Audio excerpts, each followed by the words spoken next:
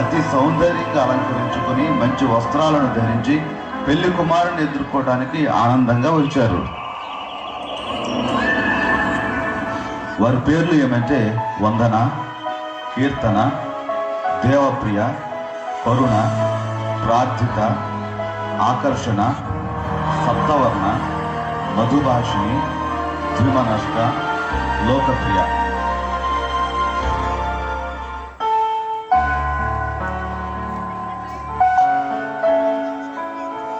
ఇది కర్షణ, నువ్వు నీ దివిటి చాలా ఆకర్షణీయంగా కనిపిస్తున్నారు. మరి దివిటీతో పాటు నూనె బుట్టే లేదేమిటి? నీలాంటి వాళ్ళంతా మాలో ఏదో ఒక లోపాన్ని చూస్తూ ఉంటారు. ఇంత ఆకర్షణీయంగా ఉన్న నన్ను, నా దివిటీని పొగడడం మానేసి నూనె బుట్ట విషయం మాట్లాడడానికి ఇదా సమయం? అయినా నూనె బుట్ట ఎందుకు? ఇంత చక్కని ఆకర్షణీయమైన దివిటి అంత త్వరగా ఆరిపోతుంది అనుకున్నావా? దయచేసి నీ వ్యర్థమైన ప్రశ్నలతో నా సంతోషాన్ని పాడు చేయకు. చూడు ఆకర్షణ, నాతోటి కన్యకవు కాబట్టి ప్రేమతోనే నేను బుడ్డి విషయం అడిగాను గాని నిన్ను కించపరచాలని కాదు. నా మాటలతో నిన్ను నొప్పిస్తే నన్ను క్షమించు. ఇదిగో సప్తవరణ, ఇలారా. వందన ఏదో ఉచిత సలహా ఇస్తుంది, కాస్త విను. నాకైతే ఈమె మాటలు వినే ఓపిక లేదు. ఆకర్షణ, దొరక్క ఈ వందన చేతికే దొరికిపోయావా? అయినా ఆమె చెప్పే మాటలు ఒక చెవితో విని మరో చెవితో విడిచిపెట్టేయాలి, అంతేగాని అలా పట్టించుకోకూడదు. ఇదిగో సప్తవన్న, నీ బట్టలు నీ దివిటి 7 రంగులతో భలేగా ఉన్నాయి గాని వందన ఇచ్చిన చక్కని సలహాను అంత తేలిగ్గా తీసి పడేయకూడదు. మొత్తానికి వందనని బలపరుస్తూ బాగానే మాట్లాడుతున్నావు గాని మా అభిప్రాయాన్ని మార్చలేదు. మేము జ్ఞానవంతులమే. ఇదిగో సప్తవర్ణ, నీవి చాలా గట్టి గుండెలని అంటున్నారు గాని నిజానికి కఠినమైన గుండెలు. మీ ఆలోచనలో లోపముందని తెలిసి కూడా మార్చుకోవడానికి ఇష్టపడని మూర్ఖులు మీరు. మీ పొరపాట్లను పొరపాట్లుగా ఒప్పుకొని స్వనీతి పరులు మీరు. అవును, నీవు చెప్పినట్లే మేమంతా కలిసినా మీ మనసులు మార్చలేము. ఎందుకంటే మా మాటలను ఎట్టి పరిస్థితుల్లోనూ వినకూడదని ముందుగానే తీర్మానించుకొని వచ్చారు కదా.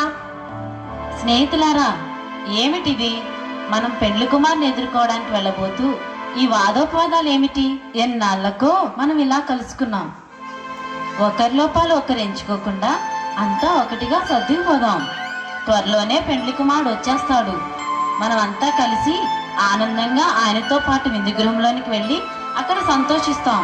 దివిటీలు ఉండడం అనేది ముఖ్యమైన విషయం, కానీ నూనె బుడ్డీలు మనతో తీసుకువెళ్తున్నామా లేదా అన్నదంత ముఖ్యం కాదు. ఇలా మాట్లాడి నేను ఎవరి మనసు నొప్పించలేదు కదా. లెండి మనమంతా పాటలు పాడుతూ నాట్యం చేద్దాం.